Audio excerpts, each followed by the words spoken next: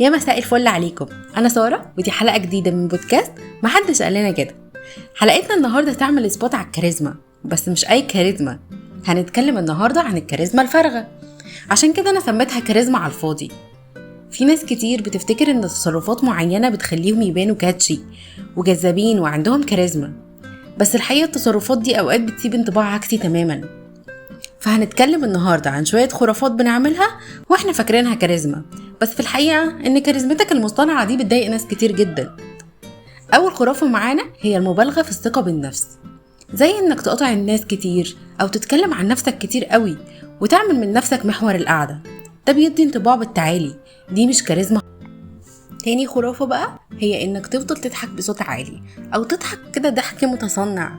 والله دي بتتشاف على انها محاولة جذب انتباه، مش اكتر من كده يعني يا ظريف. تالت خرافة بقى انك تفضل تلعب بنظراتك وتعمل حركات ملهاش لازمة وغير مبررة وانت قاعد في وسط قاعدة. ده للأسف بيوضح جدا انك ممثل ومش على طبيعتك. رابع خرافة بقى بتقول ايه؟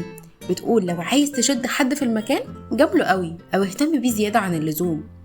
احب اقولك بقى ان الموضوع ده مات من القرن اللي فات، وناس كتير بقت تحس امتى المجاملة دي صادقة وامتى مصطنعة.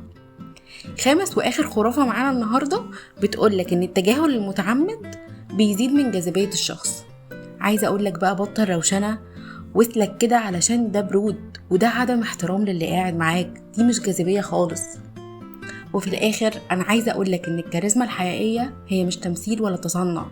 الكاريزما اللي بجد هي انك تكون على طبيعتك، تسمع باهتمام وتكون صادق في تواصلك مع اللي قدامك.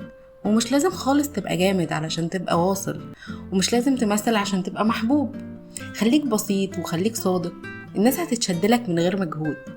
ومن هنا للحلقة الجاية يا رب تبقى ايامكم جميلة ومليانة طاقة ايجابية وناس حلوة كمان.